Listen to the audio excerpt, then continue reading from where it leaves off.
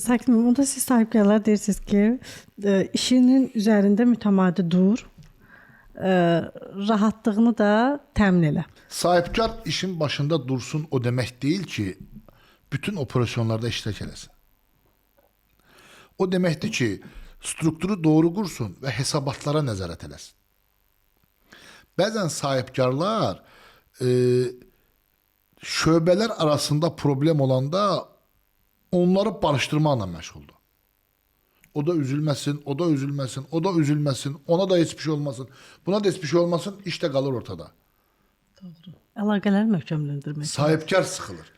Ama bir proses veya bir mesele varsa onu bir yerin problemidir de. Yani bunu barıştırmak için bunu elemeye ihtiyacı yoktu. Onların doğru kommunikasya kurup kararını vermeye ihtiyaç var. Burada sahipkarın doğru karar vermesine ihtiyaç var. Zamanında karar vermesine ihtiyaç var. Sahipkar ne problem eləyir? Öteliyir. Sonra.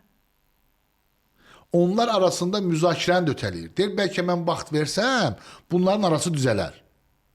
Ötələdiyi problem daha böyük problem olarak geri dönür.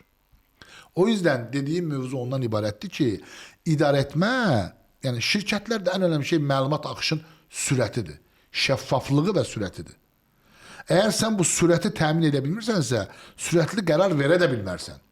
Və sən bunu ötəliyirsənsə, bazar itirəcəksən. Bunun başka bir adı yoktur. Ya bazar itirəcəksən, ya komandanı itirəcəksən. Kommunikasiyada doğru kurulmadığı müddətcə sen koordinasiya qura bilmərsən. Koordinasiya təmin edə bilmərsən. Çünkü senin strukturun birbirine bağlıdır. Sen bunları barıştırmakla məşğuldursansa, sen şirketin işin getməyəcək. Ona göre de departmanlar arasında zincir, bağ, prosesler yazılı olmalıdır ve karar süratli olmalıdır. Olabilir kesişen noktalar. Bu kesişen noktalar kimin üzerine düşürse vermək lazımdır. Bu da həftəlik toplantılarla müəyyən edilməlidir. Ama ben onlarca sahipkarda görmüşəm. Əslində onu demək istəmədi. Əslində sən bunu demək istədin. 4 saat ve karar verilmir. Əslində şirketin işi getməyib. Budur əslində olan. Ama şöbeler arasında barıştırmak sahipkarın işi değil. Sahipkar orada karar vermelidir, karar verdirmelidir, məsul şəxsi görevlendirmelidir ve bunu tələb eləməlidir. Sahipkar tələb etmə nöqtəsində değil, barıştırma nöqtəsindədir. Sahipkar tələb etmə nöqtəsində olsa hesabatlarla hiçbir problem olmaz. Çox düzgündür sizə sakin olun. Siz deyirsiniz mənim gözümün qabağına şirkətlər gəlir. Allah razı olsun. Çox tamamilə sizlə razıyam. Bir də sanki sahibkar deməli iclaslar olur da. Hər kəs gedir iclasa. Hər həftənin 5 günü atıram iclasdır. Nəticə iclasın məzmunu yoxdur. Yani iclasların çoxluğu hiçbir şey ifade edemir. İclasların saat çoxluğu da hiçbir şey ifade edemir. İşte o geçmişteki kalan problem bundan ibaretti. Biznesin geçmişi, inkişaf etmekten ülkenin geçmişi, saatlerce toplantı, ego tatmini o dönem geçti. O kadar süratli değişir ki her şey.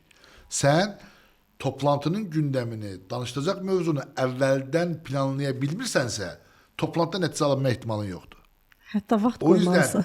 yazır, bir de bu var yazıp ona ötür, ona gönderir. Böyük şirketlerde, kurumsallarda bu var. İşte o ona forward edilir, bu buna forward edilir. Ortada netice yoktu. Bəli. Problem gəzir, nəticə. O yüzden benim bütün idare heyetinde olduğum şirketlere veya məsləhətçi olduğum, danışmanlık olduğum şirketlerde birinci hayata geçirdiğim toplantı koordinasya toplantısı. Adını da böyle kurmuşam.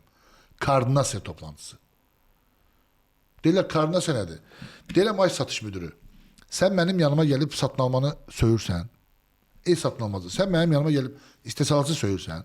Düzdür mü? Ey maliyyə. Sen benim yanıma gelip hamısını söyürsən. Arkadaş üzbeüz durun birbirinizi söyün de. Üzbeüz dururlar birbirlerine sevgi deyirlər. Deyirəm bak kardeşim.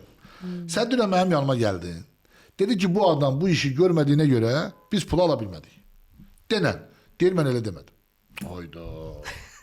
İstesalat müdürü. Sen dedin ki satın alma malı temin etmediği için benim ambarımda mal yoktu demedin.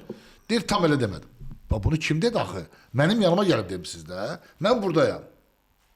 O yüzden gizli kapılar arkasında dedikoduyla idare etme mümkün değil. Bu geçmişten kalan adettir.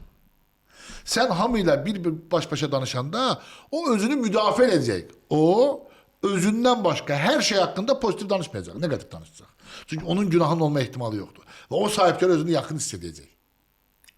Sən bu şəffaflığı təmin eləməlisən ki, üzbəüz deyin problem kimə aiddirsə. Əgər gecikmə satın almadandırsa, istehsala vaxtında məlumat verməyibsə, satış bunu sata bilməyibsə, sifariş veribsə, bunu üzbəüz demək lazımdır.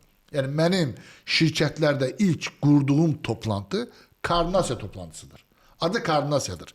Satış və marketing müdürü, istehsalat müdürü, HR müdürü, maliyyə mühasibə müdürü. Mövzular bəllidir. Hər birinin danışma dəqiqəsi də 10 plus 3 dəqiqədir. 13 və ya 15 dəqiqə. Maksimum. Bəli. Hər birinin hesabatları var. Hesabatlarını və problemlərini gündəmə dahil deyirlər və bitirirlər. 1 saat yarım maksimum toplantı getməlidir. Həftə bir dəfə, gün bəllidir və dəyişməz. Xaricdə olsan da, olmasan da. Bu toplantı şirkətlərin 90 yox, 99%-də lazımdır. Ayaqüstü məsələni həll edən idarəçilər və sahibkarlar kontakt və güclü olduğu adamların klanını yaradırlar.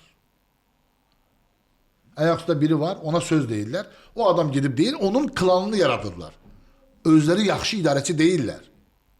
Amma hamını otuzdurduğu zaman klan yaratmırsan, sən sistemli şəffaf idarə etmə yaradırsan.